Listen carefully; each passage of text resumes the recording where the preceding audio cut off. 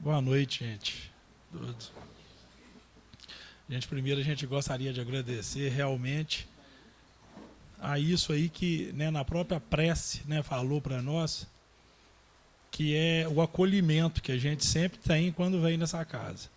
A gente sempre que vem aqui, a gente sempre leva mais do que traz. A realidade é essa. Não é simplesmente um agradecimento corriqueiro, é um relato realmente de um fato. Na medida que a gente entende como é que funciona a gente.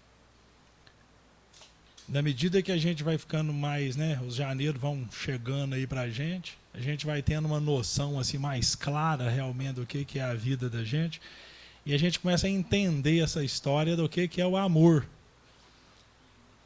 Que eu, particularmente, eu sempre tive muita facilidade para entender, né, o egoísmo, o orgulho, a cólera, o ciúme, a inveja, mas entender o amor, eu sempre tive mais dificuldade, né?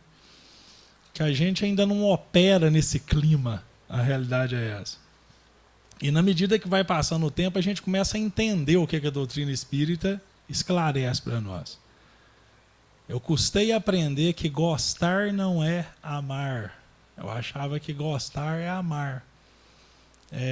Quando a gente gosta de alguma coisa, como diz Buda, né? Citando Buda, Buda fala que, né, esses espíritos aí, esses missionários do Cristo, eles sabiam, né, colocar a ideia para a gente. Buda falava que quando a gente gosta de uma flor, a gente apanha a flor e leva ela para casa. E quando a gente ama uma flor, a gente agoa a flor. Entendido isso, entendido a vida.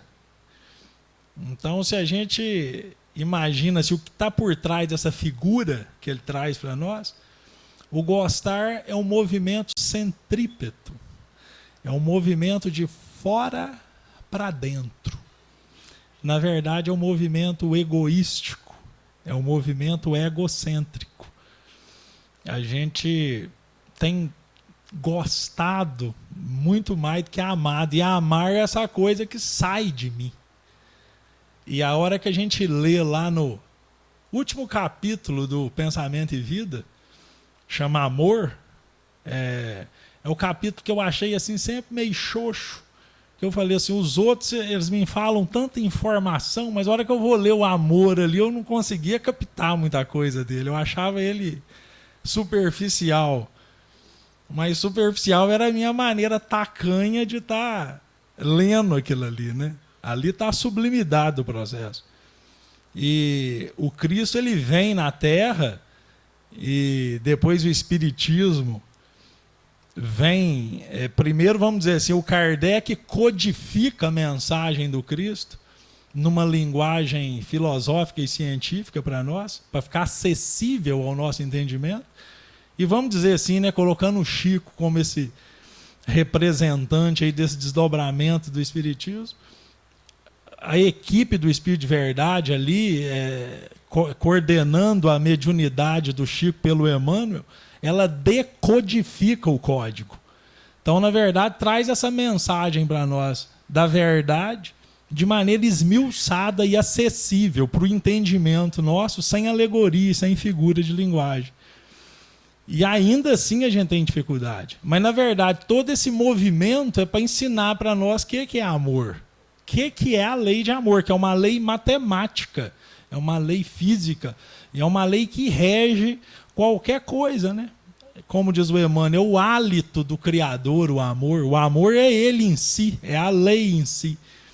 E a hora que ele coloca para nós, lá no primeiro parágrafo do Pensamento e Vida, ele coloca que o amor é o reflexo do Criador na criatura. Amor é o reflexo do Criador na criatura. Por isso que ele começa a falar dos astros, né? A hora que a lua gira em torno do sol, aquilo ali é amor. E por que é amor puro? Hoje a gente consegue compreender. Porque são leis matemáticas do magnetismo que geram essa órbita, que gera essa ordem dos astros. Não há interferência que não seja interferência de espíritos avançados, mas que permitem que o reflexo do Criador reflita por eles. Por isso que dá harmonia nos astros. Da mesma maneira, ele fala que uma flor, a hora que ela incensa o lugar que ela está colocada, aquilo ali também é amor. Por quê? Porque ela é o reflexo do Criador. Mas que o espinho também é reflexo do Criador, porque aquilo que ele propõe fazer, que é proteger a planta, ele faz. E não há interferência deturpada dessa lei, porque aquele ser, ele ainda não tem direito de escolha, então o Criador expressa por ele. E assim sucessivamente, o Emmanuel vai fazendo a gente tentar sentir esse processo. Agora veja o que acontece, né? A gente sempre cita, né? Porque é uma coisa que a gente mexeu na nossa vida lá com abelha, com mel. Eu ficava impressionado de ver como que um grupo de abelha vinha fazendo um favo de um lado, outro grupo do outro, e a hora que elas encontravam no meio, estava preciso, né? Aqueles hexágonos ali do alvéolo, e a receita do mel era igual num favo. Você muda o tipo de mel, mas no favo é igual. Eu já tive o requinte de pegar com uma seringa, um alvéolo e outro, botar na boca várias vezes, é a mesma medida, aquele monte de abelha diferente, né? São detalhes que você fala assim, mas como? Então você começa a ver que é o reflexo do Criador nas criaturas. E eu pergunto para vocês, por que a gente tem um parente difícil? Por que aquela pessoa que está lá dentro de casa joga aquilo em nós? E nós jogamos nela. Será que nós vamos ter que voltar a ser abelha? Ou minhoca? Que minhoca não erra. A minhoca faz exatamente o que a espécie propõe. Ela ama. A minhoca ama. E por que o José não ama como uma minhoca, né? Será que eu tenho que voltar a ser minhoca, né? Que história é essa? Estou evoluindo ou não estou? Mas a diferença é que o produto da matéria, o produto dessa saga de uma consciência, desde o mineral até o anjo, essa saga, a gente se encontra no ponto que o homem está pronto. Os condicionamentos do ambiente foram produzindo um homem. Nós somos esse fruto do ambiente. E com isso foi criado o nosso campo mental, o nosso campo psíquico.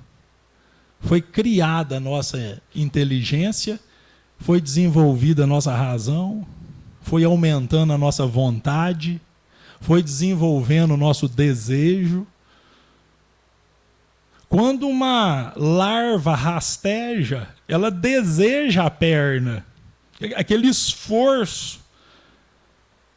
A biologia sabe que a função que produz o órgão.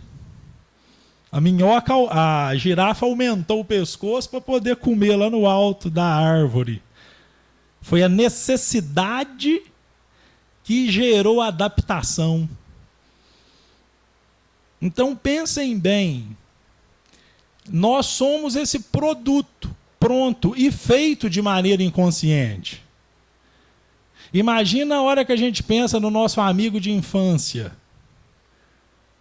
Quantos sentimentos ali que não vão sendo estruturados na infância? Pensa naquela pessoa que vocês mais gostam lá na infância, aquele velho amigo de infância. Mesmo que naquela imaturidade da criança, aquela brincadeira corriqueira ali, aquela poema maravilhoso lá, né? Ai, que saudade eu tinha da aurora da minha vida. Por quê? Porque o indivíduo volta naquele tempo lá e ele percebe as construções de afetividade que vão acontecer naturalmente. Olha para ver, o meio propicia a construção dos sentimentos de maneira inconsciente. São sentimentos centrípetos. Eles vêm do ambiente para o indivíduo. Imagina aquele amigo da adolescência, mesmo que ainda em busca das ilusões, fazendo aquilo que não deveria, mas quantas construções de afetividade que não saem daquilo. Aquele amigo ali que a gente já fez farra com ele, faz muito tempo que a gente não vê, a hora que a gente bate o olho nele e encontra, esquenta, não esquenta? A gente busca aquelas pessoas. Agora, pensam bem nessa encarnação, né? E o amor de mãe, aquele momento que a coisa estava feia, aquele momento que a gente achou, nossa, eu estou frito, ou porque eu aprontei, ou porque eu estava numa situação difícil, e chega aquele espírito ali que eu tenho confiança e que eu sei que vai estar comigo. Não interessa como é que eu estou e como é que eu não estou. Pensa aqueles momentos que marcam na mente da gente, aquela imagem. Um pai, né? Como é que um pai protege? Na hora que a gente, né, rezou o Pai Nosso aqui, cantado, você vê o que é a força de sentir a paternidade, a proteção de um pai. Olha para vocês verem, isso vai fazendo o que com a gente? Isso vai havendo um represamento de energias. Sentimentos são energias que vão sendo represadas dentro da nossa estrutura íntima. Os sentimentos, eles são o sensório da alma, do jeito que os 5 sentidos são o sensório do corpo físico. Nós sabemos que está calor hoje, não está aqui em Varginha, Boa Esperança, no sul de Minas. Por quê? Nós temos receptores na nossa pele de temperatura. A gente percebe direitinho aquilo, a ponto de, dependendo da situação, gerar um desconforto, uma moleza. Por quê? Porque a gente capta o ambiente. Os sentimentos são o sensório da alma. Para eu perceber outra criatura, eu precisei desenvolver os sentimentos. Agora, nós estamos falando de uma encarnação, uma. Pensa quantos amigos de infância e a outra família da anterior. 2. 3. 10. 100. 1000. 10.000 encarnações.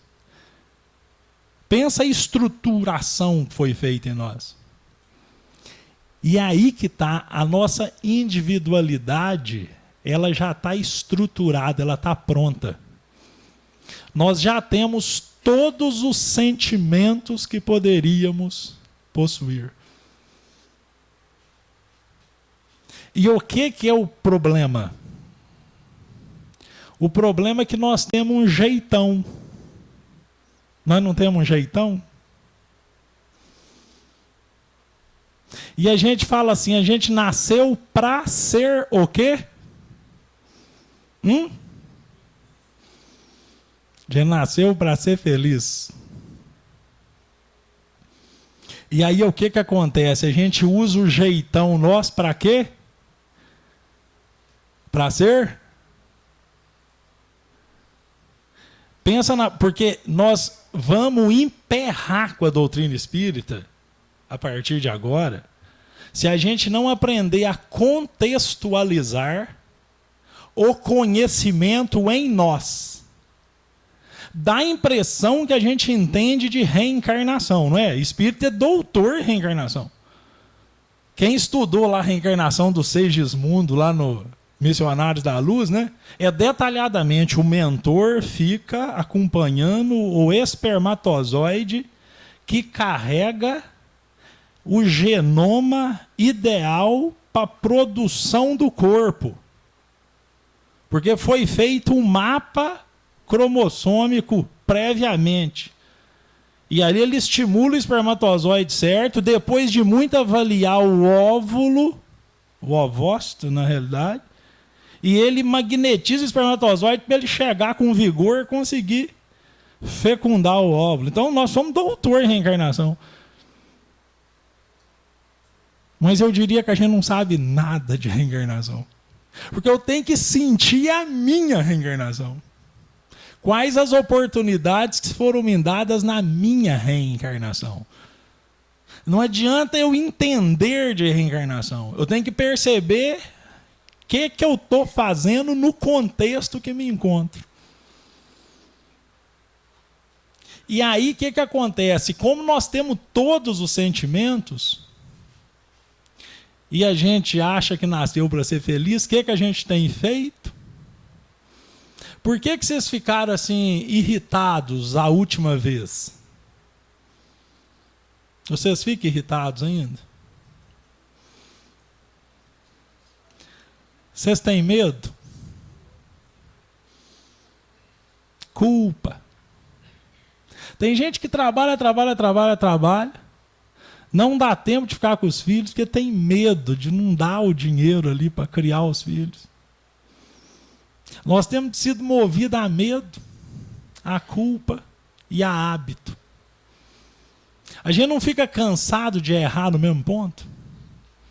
Vocês já notaram? A gente não reincide. Pensa naquele parente difícil, custoso.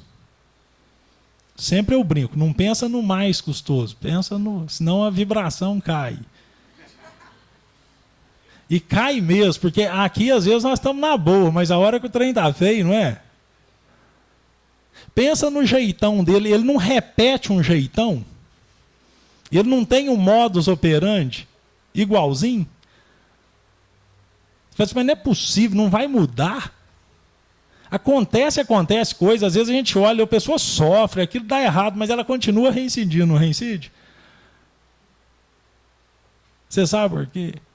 A gente tem retroalimentado os sentimentos estruturais. A gente tem satisfação em ser do jeitão que a gente é.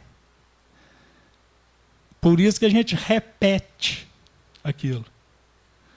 Espírita está careca de saber que é orgulhoso, não está? Antes a gente não achava que era, agora a gente já concorda. Eu sou orgulhoso, sou egoísta. Mas por que eu sou orgulhoso? Por que eu sou arrogante às vezes? Por que o palpite desse parente perto de mim mexe comigo e eu quero mostrar que eu é que sei? Mesmo que eu não fale nada, eu vou embora. Nossa Senhora, ninguém aguenta mesmo esse sujeito. Porque é gostoso ser orgulhoso. O nosso padrão relacional, a nossa maneira de relacionar com o outro, ela mantém o campo psíquico viciado. Por quê? Porque quando eu vivo a ação, quando eu mantenho um pensamento num padrão e tenho atitudes, eu polarizo uma energia. Nós só relacionamos pela imaginação. Pensem bem para vocês verem. Quando eu vou relacionar com uma outra pessoa, eu tenho que produzir imagens. Imagina o parente, quando ele chega com aquele jeitinho dele. A hora que ele chega com aquele jeitinho dele, o que ele faz comigo? Ele me induz a produzir imagens. Não é ou não? Toda reação é permissiva. Toda vez que eu reajo, eu não vivo, eu durmo. O espírito dorme e o homem manifesta. E se eu produzo a imagem que o parente provoca, eu polarizo aquela energia e reforço um sentimento enfermo em mim. Por exemplo, eu fico indignado, fico saco cheio dele. Não dá, ninguém aguenta essa pessoa. Às vezes eu não falo nada, fico quieto, dou uma fingida ali que está tudo bem. Mas na hora que eu chego perto de uma pessoa que eu tenho confiança, você acredita que o fulano fez a mesma coisa de novo? Ou então eu fico aquela mágoa, eu não consigo livrar da mágoa. Não pode ele ter feito isso comigo, mas não é possível. Eu tenho tentado, eu tenho feito tanto para ele. Ou às vezes não é um parente, às vezes é o chefe lá no serviço, é o colega de trabalho, aquele que está sempre disputando, comparando. Olha como que a gente tem sido permissivo. O indivíduo vem e domina o nosso campo mental. E aí, qual que é o reflexo que sai de mim? Sai um reflexo de um sentimento doente. O sentimento é uma pastinha que está lá na tela do computador. A hora que o parente custoso chega, ele clica na pasta e vai para a tela. E eu não amo ele. Porque amor é o quê? Amor é o reflexo do Criador na criatura. A hora que eu sou permissivo numa reação, eu não amo. Eu paro e travo. E olha para vocês verem, a doutrina espírita e Jesus vem para nos ensinar isso. Por isso que ele fala, você tem que amar o inimigo. Porque amar o amigo, que vantagem que tem? O amigo, ele pode ser um facilitador do amor, o amigo. Nem sempre é. Eu confesso para vocês, o filho que eu mais gosto não é o que eu mais amo. Tem tentado. Por quê? Porque o filho que eu mais gosto é o que mais parece comigo. Ele tem as mesmas tendências, ele tem os mesmos gostos. E muitas das vezes, pela minha vigilância, eu gozo com ele. Eu busco satisfações em viver com ele. Eu reforço o vício dele e o vício em mim. Tem um filho meu, não sei porquê, eu tenho uma coisa mais sadia com ele. Então, assim, eu gosto menos, mas eu amo mais. Porque sai sempre coisa melhor de mim. Não é toda hora, é lógico. Mas eu percebo o movimento. Então por que o Cristo vem? Porque a prosa do Cristo é a pior prosa do planeta. Nós interpretamos ela de um jeitão egoísta e orgulhoso, criamos as religiões, o espiritismo não fugiu da regra, mas nós não fomos na conduta. O Cristo vem ensinar uma conduta. Porque a conduta é uma ação, e quando eu tenho ação, eu polarizo uma energia e fico com ela para mim. Vocês estão percebendo? Então veja só, se eu não tiver desafios, de que jeito que eu exercito o amor? Se eu não tiver um parente custoso, de que jeito que eu vou ter autonomia? A pessoa que a gente mais deve é o parente custoso. Vai chegar uma hora de desencarnado que nós vamos fazer lá uma festa em homenagem a ele, lá no plano espiritual. Vocês estão entendendo? É engraçadinho assim o que eu falo, mas é a mais pura verdade quando a gente vai tendo lucidez. Porque se um parente me desorganiza, se ele me manipula, é porque eu sou frágil naquele aspecto. Por isso que ele manda em mim. Ele chega com o jeitinho dele, eu estou fraco. Eu fico dodói. Eu fico suscetível. Eu me sinto vítima. E eu sofro, não sofre? Se a gente for lá no céu e inferno, tem uma parte espetacular lá no final. Chama o Código Penal da Vida Futura. E lá tem uma coisa terrível, no 6º código. 6º item. Se não me engano é o 6º. Ele fala assim, para cada imperfeição, uma tristeza. Para cada virtude, um gozo. Está escrito desse jeito. Ou seja, eu só posso ser feliz se eu for bom. Não tem jeito de ser feliz sem ser bom. Eu não posso ter imperfeição. Então, toda vez que um parente me tira do sério, é porque eu tenho o quê? Eu tenho uma dificuldade em lidar naquele campo. E se eu não tiver alguém me provocando, como é que eu treino? Porque todos os sentimentos bons eu já possuo também. Essa que é a realidade. Nós não temos que melhorar os sentimentos nossos. Nós temos que usá-los. Porque a gente já consegue ter momentos de amorosidade profunda em determinadas circunstâncias, porque nós temos já esse processo em nós. O santo, a única diferença do santo é que ele usa isso bem usado. Prova é que um Paulo de Tarso era um homicida, matou. Maria de Magdala, ainda invigilante ali no campo da sensualidade dela, sofreu bastante ali no início. Tomé com a incredulidade dele. Não conseguia lidar. Aliás, todos eles, o Pedro no medo. Pedro tinha certeza que era corajoso. Absoluta. A hora que os soldados chegaram perto dele lá para pegar o Cristo, ele tira a espada e tenta matar. Corta a orelha do soldado, Jesus segura, né? Pedro, quem com ferro fere, com ferro será ferido. Mas Jesus já tinha avisado para ele, você vai me negar 3 vezes antes do galo cantar. Senhor. Ele ficou indignado. Está achando que eu não sou homem? Que é isso? Dou minha vida por você.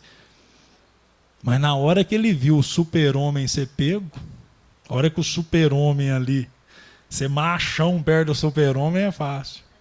A hora que o super-homem foi preso, ai, vão me pegar, vão pegar minha família.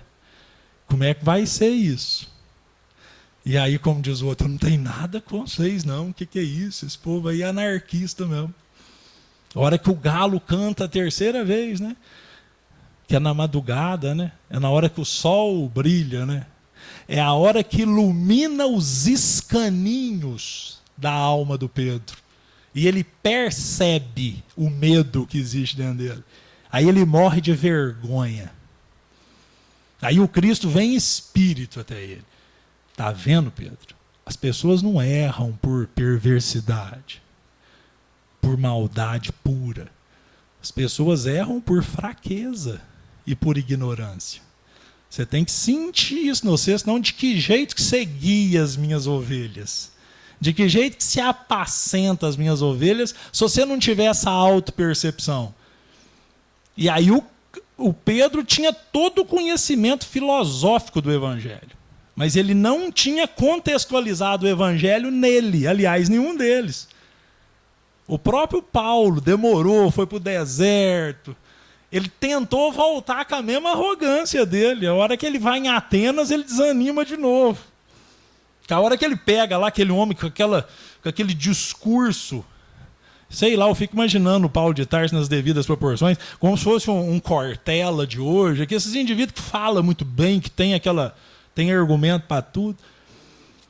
A hora que ele chega lá em Atenas, a turma ri dele, fala assim, nossa, o cara é um louco, lunático. Aí mexeu de novo com a vaidade dele e tudo ali em Atenas, ele não tolerou o deboche. Ele preferia a pedrada do que o deboche. Porque ele ainda tentava usar o padrão dele. Porque o padrão dele ainda era aquele padrão incisivo, aquele padrão pessoal e particular dele. Ele ainda não estava entendendo Cristo ainda para valer. Então eu pergunto para vocês, pensem bem, como que nós vamos ganhar autonomia? Que essa é a proposta para a humanidade agora. De que jeito que o sujeito vai ter a alforria da matéria?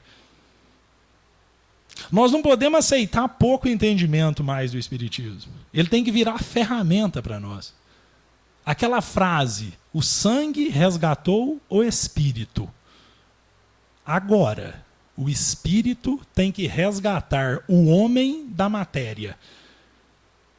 Eu sou quem? Homem ou Espírito? Ou a frase está errada? Para eu fazer o resgate do homem que foi produzido aqui, eu preciso entender de que jeito que o Espírito fale mais alto a partir de agora. A essência divina. Eu não posso aceitar que a minhoca não erre e eu erre tanto. Vocês não concordam? E por isso que nós precisamos do modelo do Cristo. É aí que está. E se nós... Sabe aquela pergunta que fala assim, qual a maneira mais rápida para evoluir? Qual que é? Vocês lembram da resposta? Lá no Livro dos Espíritos tem essa pergunta. Qual a maneira mais rápida para evoluir? Vocês lembram? A resposta é assim: um sábio da antiguidade vos disse: conhece-te a ti mesmo. Agora, o conhecer-se a si mesmo não é um conhecer-se dos sentimentos que eu tenho. Não é a análise do jeito que a gente conhece a análise. O conhecer-se a si mesmo é conhecer o padrão relacional meu. Qual que é o padrão que eu relaciono com os outros? Pensa numa pessoa da convivência de vocês que ela é boa, ela não é ferina, mas ela gosta de falar as coisas que acontecem com a vida das outras pessoas de maneira leve. Pensem nela. É tipo assim, nós temos que começar a perceber que imagem que a gente alimenta dela. Se eu quiser um bolo de fubá, o que eu tenho que fazer? Bolo de fubá, vou lá e como, né? Se eu quiser um arroz com galinha, o que eu tenho que fazer? Arroz com galinha, né? Parece coisa boba, mas não é, não. Quando eu tenho amigos, cada amigo meu produz uma coisa para mim, um alimento. Tem amigo que é só você provocar, ele vai dar uma faladinha dos outros. Aí. E é uma delícia. Aí. Coisa básica. Nós sentamos ali, você puxa a prosa. Lá em Boa Esperança, a gente, né, todo mundo é cafeicultor, lá mexe com roça, né? Tem gente que senta na mesma mesa, do mesmo bar, todo dia, naquela hora, fica sempre falando a mesma coisa. O pé de café está crescendo, o café vai baixar, vai subir de preço. Café...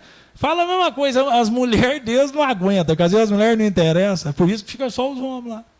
Faz 30 anos que um vai lá e fala para o outro que a lavoura cresceu 3 internódios, a chuva está boa, café vai fazer isso.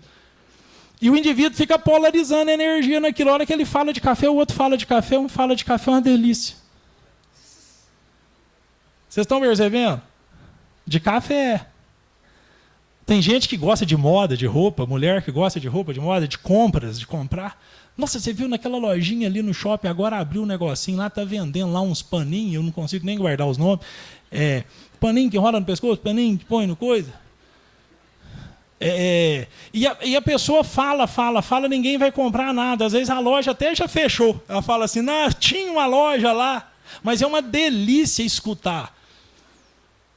Agora pensem bem, porque não adianta eu estudar que tem forma pensamento lá com o André Luiz. Eu tenho que pensar qual forma pensamento que eu produzo e qual que eu gosto de alimentar. E eu impregno com aquilo. E quando eu produzo essa forma de pensamento, eu não estou amando, porque não é o reflexo do Criador. Não para esse momento que nós estamos mais. Vocês percebem? Quanto tempo que a gente gasta o nosso campo mental produzindo energias desnecessárias para nós. E a gente comete esse equívoco, a gente acha que nasceu para ser feliz. É técnico, é chato, eu não gosto de ficar falando tecnicamente, mas eu vou tentar quebrar isso. Mas olha para vocês verem, o desejo é a alavanca do sentimento. Imagina se os sentimentos estruturais são um piano, bem afinado. Para mim tocar cada tecla, eu tenho que levar a mão lá, e toca a tecla. O desejo é essa mão. Quando eu desejo, eu aciono um sentimento. Então, por exemplo, se eu quero ser feliz, se o objetivo é ser feliz, tudo que acontecer em torno, que não seja de acordo com o que eu julgo ser feliz, vai me contrariar. Por isso que eu acho parente custoso, eu acho que eu não tenho dinheiro suficiente, eu acho que está muito quente, etc, etc, etc. O Emmanuel escreve assim, o desejo é a alavanca do sentimento, que produz a energia que consumimos através da nossa vontade. Vai dando um nó na cabeça só de escutar assim. Mas depois que você para pensar, então, trocando em miúdos, a hora que eu vou atrás daquela pessoa que eu gosto da prosa dela, eu chego perto dela, provo. Vocês já notaram? A gente vai atrás de um amigo. Chega lá, a prosa não é aquela que a gente estava querendo. Aí a gente dá um tempo para ele desabafar, falar o que ele quiser, depois a gente puxa o tema que a gente quer, não é assim? E depois a gente sai satisfeito, não é? Vocês estão percebendo? Vocês já perceberam quando a gente chega perto de uma pessoa, naquele dia que a gente está com muita boa vontade com ela? Há um troço dentro da gente, a gente está com boa vontade. Tudo que ela fala não tem problema. Por quê? Você está com ela. E já notou o contrário? Tem dia que você não está com ela. E você tenta até ter toda a boa vontade do mundo, da química. Vocês percebem? Uma linguagem é do sentimento, outra linguagem é do cérebro, é da palavra, é de tudo. O amor é quando aquilo sempre é o reflexo do Criador. Por isso que eu tenho que estar treinando o amor. Agora veja só, o amor é o movimento energético já. Nós não damos conta de amar sem ter uma instrução. Por isso que o Cristo veio ensinar. A gente precisa da referência evangélica. Nós precisamos da caridade. No exercermos na caridade, aprenderemos a amar. Quando eu amar, eu vou amar do meu jeito. Porque o Deus que está dentro de mim vai refletir para o outro. Mas até lá, eu tenho que improvisar com o padrão do Cristo Jesus. Ainda é o Jesus. Quando a gente veio para esse planeta, um planeta azul, porque ele quis fazer um azul, ele vem e oferece para nós o quê? Um modelo. Ele oferece um instrumento, um padrão de comportamento. Por isso que a gente precisa da referência evangélica. E como e não era só porque a última prosa que ele tem com os apóstolos de maneira coletiva, ele foi muito formal, porque ele falou assim: eu vou ensinar para vocês mais um mandamento. Vocês lembram disso? Está lá na Boa Nova. Ele deu a solenidade de mandamento. Que é qual? Vocês lembram? Qual que é o 11º mandamento? Fred falou baixinho ali, e é isso aí. Amai-vos uns aos outros como eu vos amei. Isso parece igual o amar a Deus sobre todas as coisas e ao próximo como a si mesmo. E não é. Essa máxima, essa regra áurea, amar a Deus sobre todas as coisas e ao próximo como a si mesmo, isso é algo individual e dá para mim fazer sozinho. E é a máxima. Está toda a lei contida aí. Mas ela é tudo. Jesus personaliza o amor a hora que ele fala para amar igual ele. E ele dá uma notícia que eu achei ela ruim, para falar a verdade. Porque eu percebi que eu preciso do amor do outro. Amai-vos uns aos outros como eu vos amei, pressupõe amor recíproco. E olha que nhaca que é isso. Que enquanto você vai sozinho, tudo bem, mas quando você não vai, e aí agora? Como é que faz? Por isso que eu falei com vocês, por isso que eu falei que eu não estava enrolando aqui a hora que eu agradeci. Porque eu sinto. Pensa bem, a hora que vocês vêm aqui, se você, eu não sei como é que funciona aqui, sabe que é eu que vim aqui? Eles sabiam? Pois é, se eles sabiam, se vocês sabendo que é eu que venho, vocês vêm, o que acontece? Vocês têm um desejo de, pelo menos, me ver meu carão aqui, né? Então, a hora que vocês têm o desejo, vocês mobilizam um tipo de energia. Como nós estamos vindo aqui num centro para falar, né, de verdades aqui, veja só, vocês mobilizam algo bem nobre dentro de vocês. E o reflexo que vocês já me mandam é um reflexo mais amoroso. Vocês percebem? Então, se eu for esperto e tiver receptividade, vocês compõem os meus tecidos perispiríticos. Vai depender da necessidade vibratória que eu tenho. Cada um tem um tipo de fluido. Vários fluidos vão me impregnar e vão me ajudar a avançar. E entra dentro desse 11º mandamento. Amai-vos uns aos outros como eu vos amei. Vocês estão me amando sem perceber. Volto a dizer, amar não é gostar. Nós precisamos entender isso.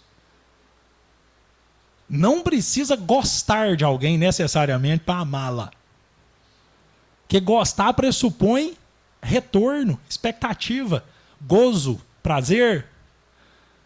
Por isso que a Madre Teresa de Calcutá falava, eu nunca relacionei com ninguém. Olha a prosa dela. A gente não consegue entender esses espíritos. Nunca relacionei com ninguém. Meu negócio é entre eu e Deus. Porque veja só, ela olha o Deus que está dentro do outro, flui o que pode. E como é que eu amo uma pessoa? Quando eu identifico a necessidade dela. E eu vou lá e forneço o que tem para atender a necessidade. Ela, o circuito está pronto. Então a Madre Teresa de Calcutá, ela não gostava de ninguém, ela amava todo mundo. Porque se ela gostasse, ia ser terrível. Ela gosta demais de uma pessoa, ela muda para outro país, a pessoa fica aqui, nossa, que saudade. Quando eu gosto, eu morro de saudade. Quando eu gosto, a hora que a pessoa morre, eu sofro, eu fico enlutado anos a fio.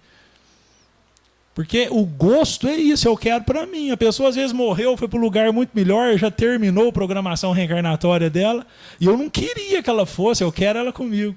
Que eu gosto demais dela. Agora, o amor é esse processo. Então, por isso que eu falo, vocês me amaram. E a gente precisa dessa reciprocidade. Se a gente não for amado, por isso que a criancinha nasce, o que acontece? Olha que perfeição que é. A mãe dá o leite, né? Lactobumina, caseína, tudo ali que um leite tem, né, para fornecer nutriente para o corpo. Mas e a afetividade? Aquela criança vai sendo alimentada. E isso não é mágico e nem psicológico. Isso é físico. Aquele perispírito vai recebendo aquilo. Por isso tem criança que não tem consciência, às vezes, por problemas graves cerebrais. E aquilo, a hora que a gente lê na obra espírita, foi fundamental aquele tempo de ser amado. E a mãe, é o pai, é a avó, é o irmão. E aí vai. Eu percebia sempre um egoísmo tão grande em mim que eu gastei 5 filhos para me aprender a amar o neném. Amar. Porque como o neném não tem esse retorno mental, sabe essa prosa gostosa do amigo? O neném não tem jeito de ter. E a gente está viciado em receber isso, ainda mais os filósofos todos, que somos nós espíritas. Então, eu cuidava, né? Todos os meninos eu limpei, dei banho, participei. Mas não era aquela coisa de fluxo. Até o 5º. Falei, agora o Marco foi bem razoável, que é o 4º, e no 5º, aí o Pedro fluiu. Aí eu falei, não. E aí, engraçado, ele quebrou a barreira, eu consegui fazer com os outros.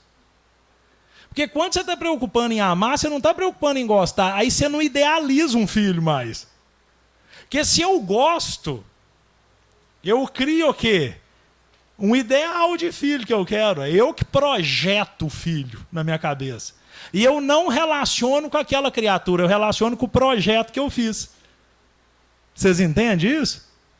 Por isso que Jesus fala assim, ó, você tem que abandonar pai, mãe, esposa, casa, terras para ganhar a vida eterna. Você fala assim, ó, mas o que é isso? Não estou entendendo isso.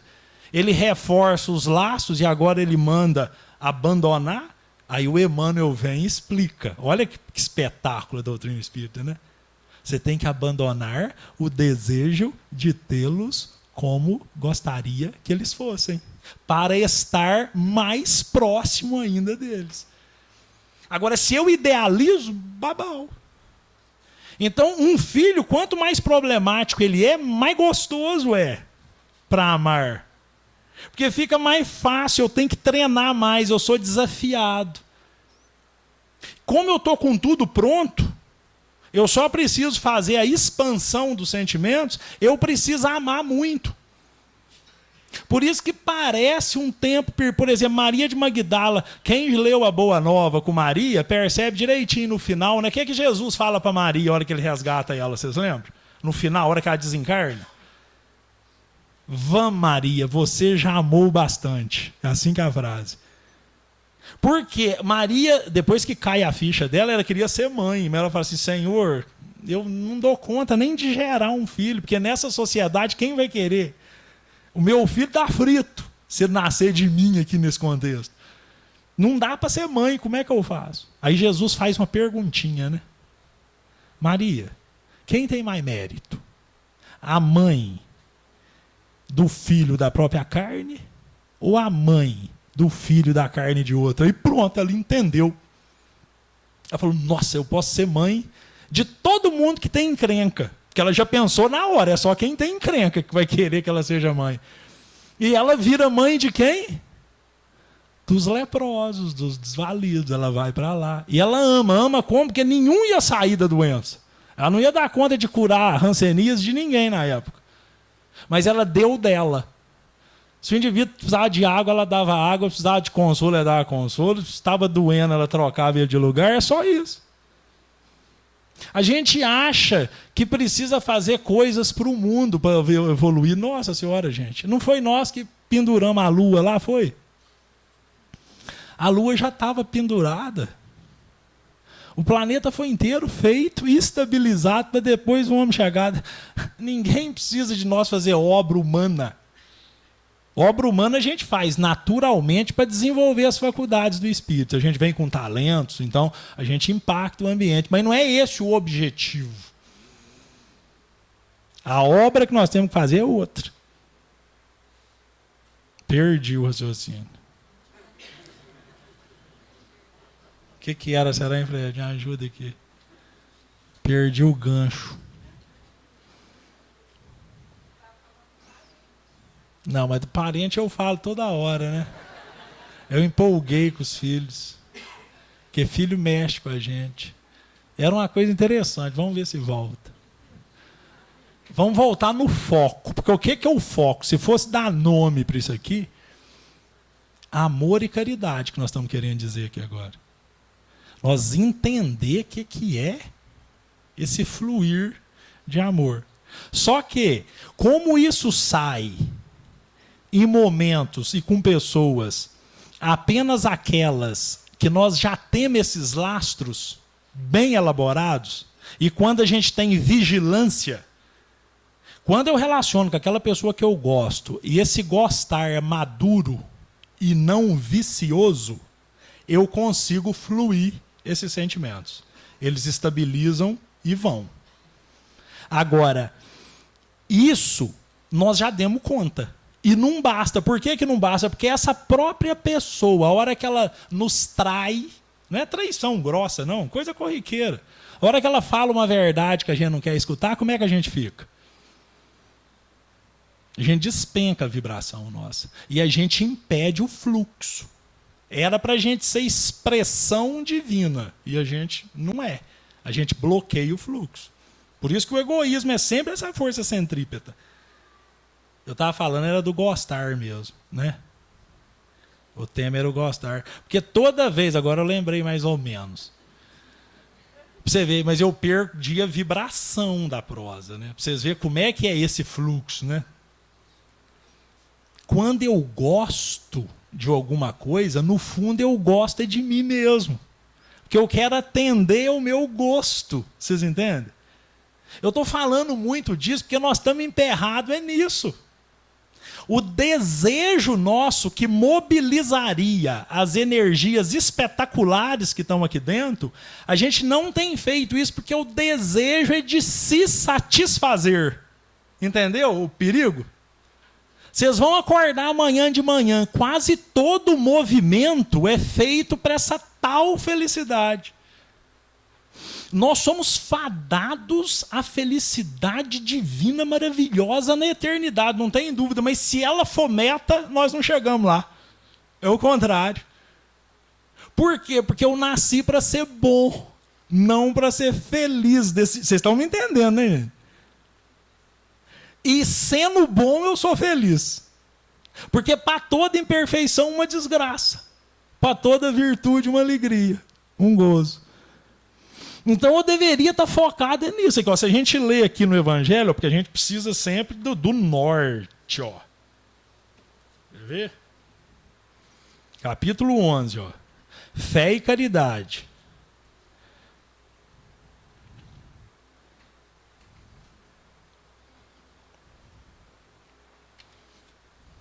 Só um minuto.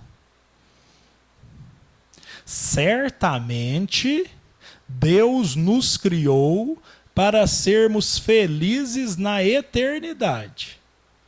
Ponto e vírgula. Entretanto, vírgula, a vida terrestre deve servir unicamente ao nosso aperfeiçoamento moral, que se adquire mais facilmente com a ajuda dos órgãos e do mundo material. Vocês percebem o foco? Porque a hora que eu tenho como meta o avanço moral, esse parente vai começar a ficar bom. Eu falo assim, eu preciso evoluir. Tudo que aquele cara faz ali, ele me desestabiliza. A hora que ele me desestabiliza, são sentimentos enfermiços que saem para fora. Se eu não tivesse cara para me treinar, como é que eu me incapacito a lidar com essa situação? Tem jeito de ser feliz com ciúme, gente? Pensa um ciúme aí que vocês têm aí de alguma coisa. Dói, não dói ciúme? Ciúme da concunhada, vocês têm concunhada? Porque às vezes é uns parentes até mais longe. Concunhada é um parente terrível. Você fica sabendo mais ou menos o que está acontecendo. Não, mas ela estava viajando, então você não sabe que ela ia viajar. Ah, tá lá. Hoje em dia, né? Posta no Facebook. Vocês entendem? Inveja. Porque a inveja sempre é de uma pessoa só. Às vezes a inveja é do irmão a vida inteira. Dá a impressão que os pais gostam mais dele. Dá a impressão que ele é mais bonito. Dá a impressão que ele tem mais dinheiro, assim. Mesmo que não tem, ele diverte mais com o dinheiro que tem. Ele sabe usar. Vocês estão entendendo? Olha para vocês verem que nós estamos falando do basal. É por isso que é incrível nós ir na Lua, ter iPad, iPhone, sei lá do quê, e um muxoxo desestruturar a gente. Por que parece que o mundo está caótico? E não está. Isso tem que ficar tão vibrante, o desequilíbrio tem que ficar tão intenso, para que a gente tenha motivação de modificar tudo em rede. E vai ser facinho depois, porque a conexão já vai estar pronta.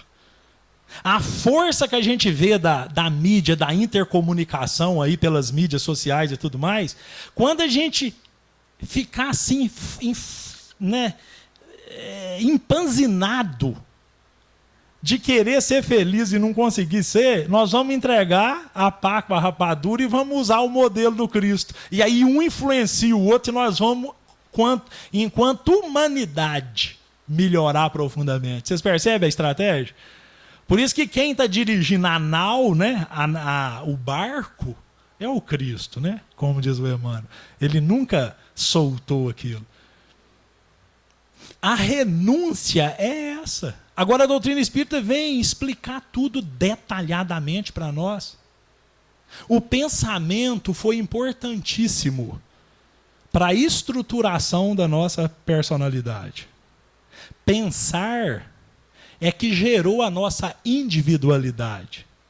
Mas se nós não pensar menos e sentir mais, ocorre o contrário, porque pensamento é matéria. Então é o que nós estamos dizendo, a gente pega uma mensagem ali no WhatsApp que a gente nem quis abrir, mas que estava na tela do celular. E por invigilância a gente deixou ele virado para cima, vocês já viram? Às vezes você vai dormir, o celular está virado para cima, você olha lá, tum. Aí aquilo ali faz o quê? Faz eu pensar no que eu li. E eu intoxico com aquilo. Por quê? Porque é assim que funciona. Ideia é um polarizador de energia. Então, olha para vocês verem, porque eu pego muito no pé do parente difícil, mas não é só o parente difícil, é tudo, é a notícia, é a mídia. A gente fica indignado com coisa que nós não dá nem da notícia daquilo. Isso não é falta de politização, não, é porque não nos diz respeito aquilo verdadeiramente, diretamente. Mas o chinês faz uma coisa lá, ele manipula minha cabeça aqui. Vocês percebem? E nós temos assim, uma coisa muito séria, nós temos que buscar os velhos melhores amigos nesse momento. A gente precisa buscar gente para exercitar os primeiros passos do amor. Eu falo que eu tenho tentado fazer isso e como isso funciona. Aquelas pessoas que os lastros estão feitos, nós temos que buscar essas pessoas, tentar atender as necessidades delas com esse nível de consciência do que é esse fluxo. Vocês vão sentir umas coisas esquisitas, vocês vão ver. A hora que vocês pegam um telefone e ligam para um amigo exclusivamente para cooperar. Aquele espírito que já temos vinculações magnéticas com eles. Porque, por incrível que pareça, os programas reencarnatórios são pautados em relacionamentos materiais. Se eu tive uma vivência muito boa com o Fred várias vezes, dá para o Fred ser meu pai, por exemplo. Por quê? Tem vetores na malha perispirítica do Fred e na minha que criam campos de magnetismo, como a Lua em volta da Terra. Então aquilo me facilita profundamente. Provavelmente o Pedro, que é o meu filho mais novo, eu tenho essas vinculações magnéticas com ele previamente formadas. Porque eu bati o olho no neném e senti o trem diferente. O que era? Era uma highway, era uma avenida magnética pronta. Agora, quando eu tenho uma vivência desagradável, eu construo vivências, eu construo vetores de repulsão. Com o Fred eu tenho vetores de atração. Com quem eu tenho uma vivência, eu traí, eu briguei, eu fiz o que foi ali, eu crio vetores de repulsão. Porque matéria faz isso. Matéria é magnetismo. Magnetismo é polarização. Ou gera atração, ou gera repulsão. É isso que é baseado os programas reencarnatórios. A hora que a gente nasce, a gente vai sendo atraído vetorialmente para o nosso grupo de convivência. Por isso que o grupo de convivência nosso é perfeito para atender as nossas necessidades. Mas se eu não identificar o meu jeitão, eu não entendo o benefício do grupo que eu estou inserido nele. Estão entendendo? Eu estou falando rápido. Quando eu me auto-percebo e conheço o meu padrão relacional, eu começo a perceber o porquê do meu grupo de convivência ser daquele jeito. É uma abundância de oportunidade. Tanto aqueles que têm vetores de atração, quanto aqueles que têm vetores de repulsão. Os que têm vetores de repulsão têm que desintegrar os vetores.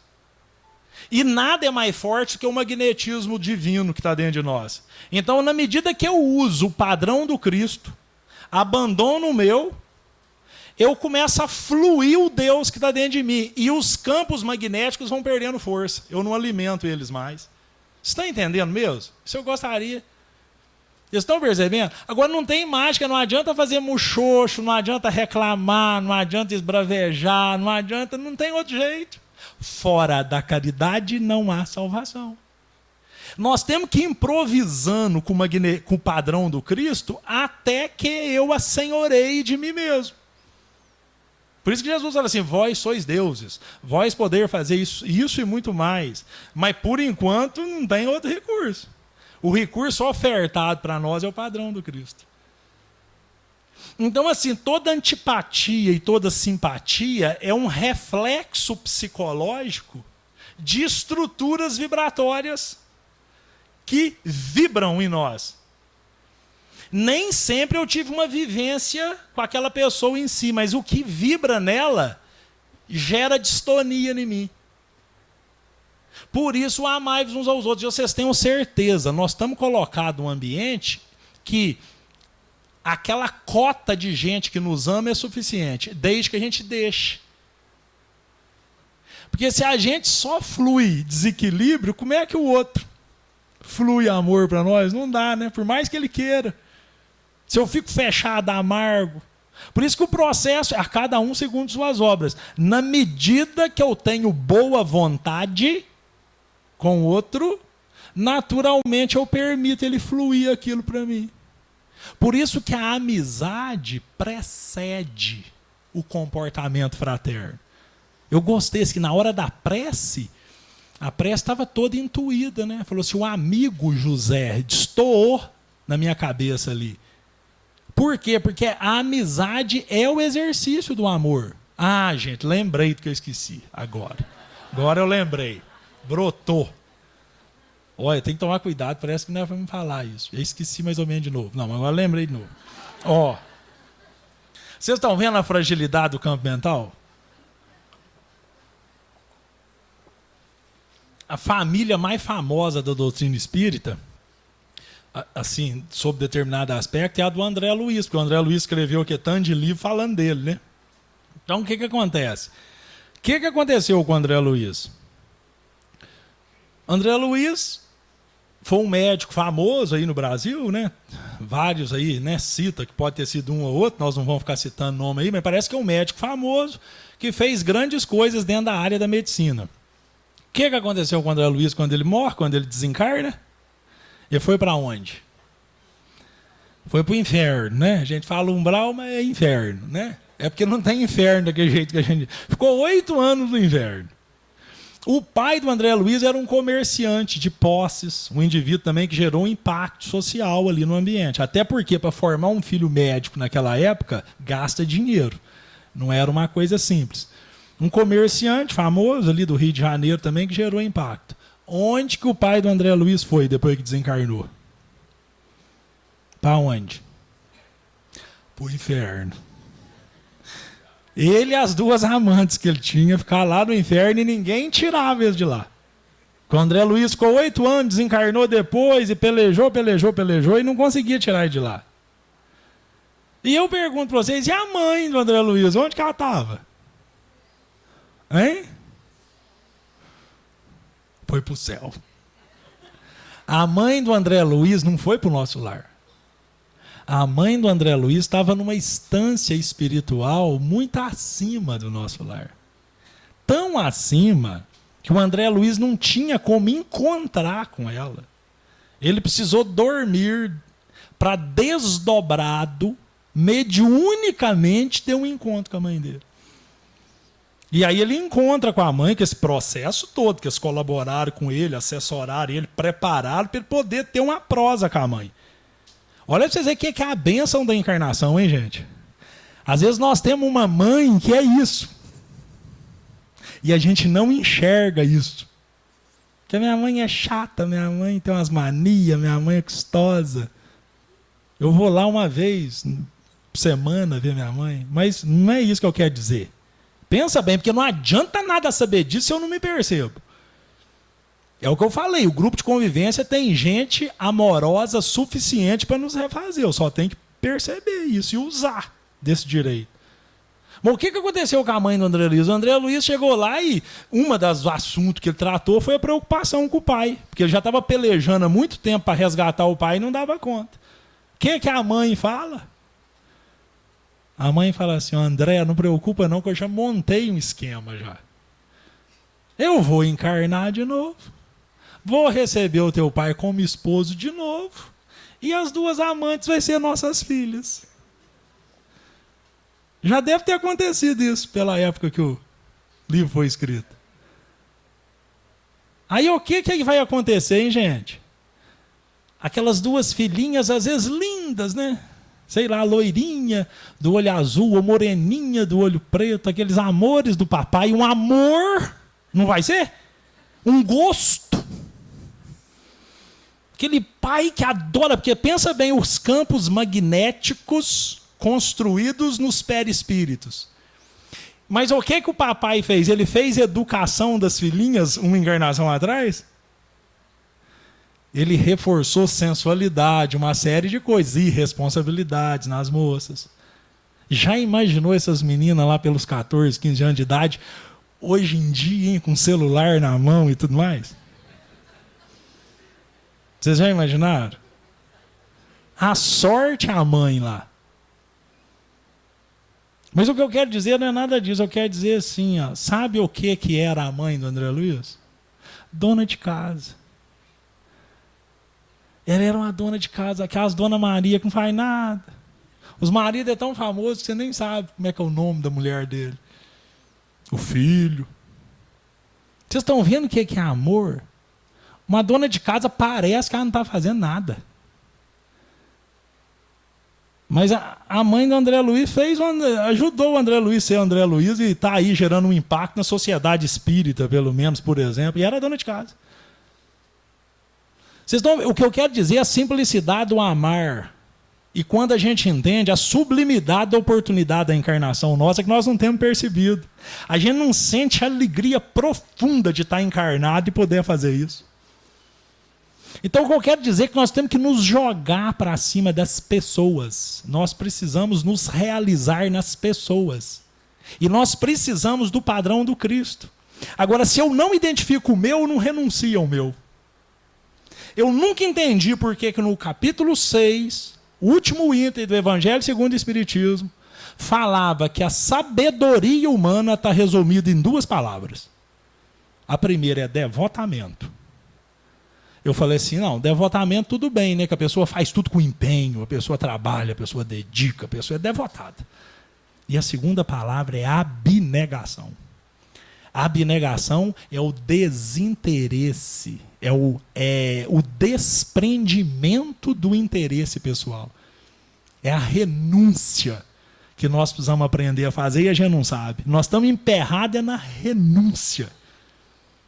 Nós somos ávidos de gozos. Nós temos que aprender a renunciar o que gostamos em detrimento do que devemos fazer. E aí nós vamos adorar cumprir o dever. Mas nós vamos ter que ter essa coragem de abandonar o jeitão nosso. A renúncia, a abnegação é em cima do meu padrão relacional e utilizar o padrão do Cristo. Utilizando o padrão do Cristo, eu estou movimentando a minha estrutura na caridade. O exercício contínuo disso vai fazer eu aprender a amar do meu jeito no segundo momento.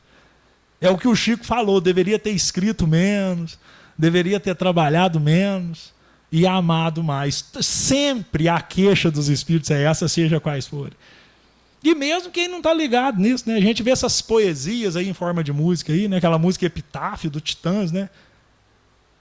Devia ter visto o sol nascer, né? Assim, deveria ter trabalhado menos e amado mais. A pessoa no final do ciclo, a saudade que os espíritos sentem no plano espiritual é das horas não vividas em plenitude com quem programou viver. Eu percebo isso. Eu não tenho saudade do Pedro, apesar que ele é novinho. E tenho saudade da Vitória, que é mais velha já, da infância. Porque o que eu construiria ali naquele time ali com ela ali, eu já não construí. Então o saudosismo fica no que eu não fiz, por exemplo. Vocês percebem? Agora veja só, não tem problema nenhum. Isso tudo está certo, é para que a gente se perceba. O negócio é sempre da agora para frente. Por isso que esses espíritos fizeram, aprontaram e depois vira santo. Santo Agostinho era mulherengo, teve filho na bagunça lá, deu um trabalhão danado para Santa Mônica. Mas a hora que a ficha caiu, a hora que vibrou, por quê? Porque o castigo não é proporcional ao delito. O castigo acaba quando o criminoso deixa de ser. É isso que o amor cobre a multidão de pecados. É a boa notícia do Cristo. O evangelho, que significa boa notícia, ele é tão espetacular porque Jesus chega e fala assim, gente, vocês estão prontos. Não interessa o que vocês fizeram. Se vocês fizerem assim, assim, assado, vocês estão ganhos a jogar. É essa a notícia. Só que a gente precisa entender a notícia. Não é receber a notícia sem usar a notícia. O problema é não usar a notícia. E qual que é o padrão do Cristo? Aí, no nosso caso, é o conhecimento espírita cristão. Porque fica muito fácil, né? O espiritismo não tem privilégios. Mas é um beabá, né? Esmiuça tudo. Não dá para nós falar mais nada. Então a gente tem que estar ávido. Se eu tenho menino novo, eu tenho que ver o que ser pai de menino novo me propõe de desenvolvimento. E eu uso tudo que eu posso. Se eu tenho um vizinho do tipo A, eu tenho que ver tudo que eu posso usufruir daquele tipão do vizinho do tipo A. Se eu tenho um vizinho do tipo B, eu tenho que aproveitar tudo que eu posso do vizinho do tipo B. E, naturalmente, os vetores reencarnacionistas já vão me colocando no ponto certo. A profissão, né? A minha profissão, ela me permite isso, que as pessoas me buscam sempre com uma necessidade. Eu estou precisando disso, eu estou assim assado. Uma cidade pequena, todo mundo conhece a gente. É uma riqueza. Que eu estou dentro de um posto de gasolina, está o frentista me perguntando alguma coisa, eu estou no mercado, está me perguntando alguma coisa, eu estou andando de bicicleta, o cara para me perguntar alguma coisa. Quando você entende o fluxo, você fala assim, meu Deus, muito obrigado. E quando é os amores que não são amores, quando são os espíritos que a gente já gosta, Nossa Senhora. A hora que um filho vem e te conta um caso, você sente o sujeito mais sortudo do planeta Terra, a verdade é essa, ué. Hoje, um dos meus filhos vieram, me contou uma história longa. Na medida que eles foram contando a história, eu fui observando ele e fui me sentindo. Aí ele falou assim, pai, que cara é essa? Eu falei, não é nada, continua. Porque você começa a perceber aquele processo. Então, o egoísmo, o que fez conosco? Como o egoísmo é uma força centrípeta, ele fez a gente ficar ensimesmado. A gente fica voltado para si mesmo. Uma preocupação me isola. Se eu for conversar com o filho, eu estou preocupado, o que acontece comigo? Eu não fluo, eu não troco com ele. O que a gente tem feito? A gente convive com muita gente, mas não relaciona com ninguém. O relacionamento é a troca. Por quê? Porque eu estou sempre pensando em mim. Se eu ficar querendo aquela história lá de levar vantagem ali, de ser feliz, eu não troco. Vocês percebem? Não vai ter jeito de ir muito mais longe, né? Nossa Senhora, já está. Mas veja o que acontece. Vamos encerrar com a Madre Teresa de Calcutá, porque assim, nós vamos. Por que essa máxima? Amar a Deus sobre todas as coisas e o próximo como a si mesmo. Porque tem 3 tipos de relacionamento que a gente tem que ter eles bem definidos dentro da gente. É o relacionamento interpessoal. É o relacionamento intrapessoal, que é eu comigo mesmo. Vocês podem perceber que tem um observador dentro de nós, não tem? E um observado, não tem? O observador é educadinho, fala mansinho, não fala nada, para falar a verdade, não fala. Quem pensa, quem sente, quem age é o observado, que é a inteligência, que é o homem. Eu tenho que aprender a operar pelo observador, não pelo observado. Então eu tenho que começar a travar um relacionamento. Vocês estão entendendo o que eu estou falando? Não é prosa de doido.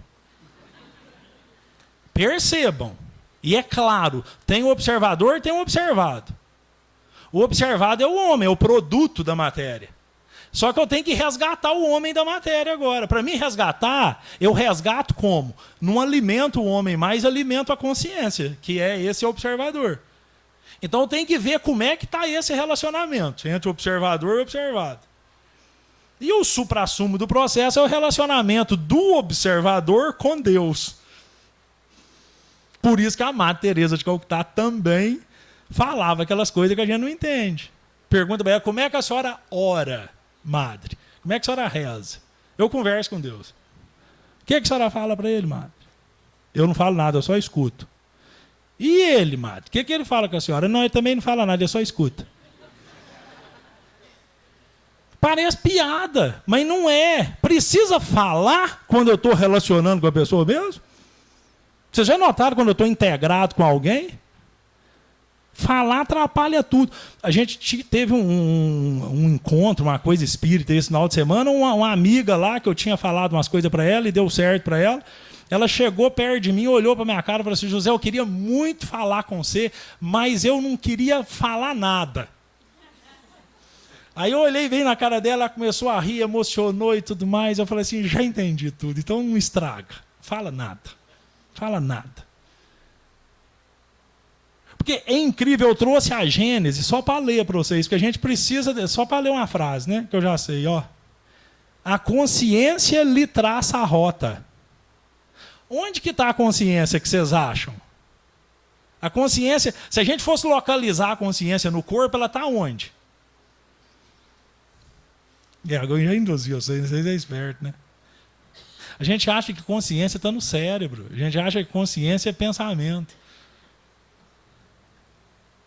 A consciência lhe traça a rota. A lei divina lhe está gravada no coração. A linguagem é do sentimento. Só que com leme da razão. Agora nós vamos ter que encerrar mesmo. Muito obrigado, viu, pela atenção.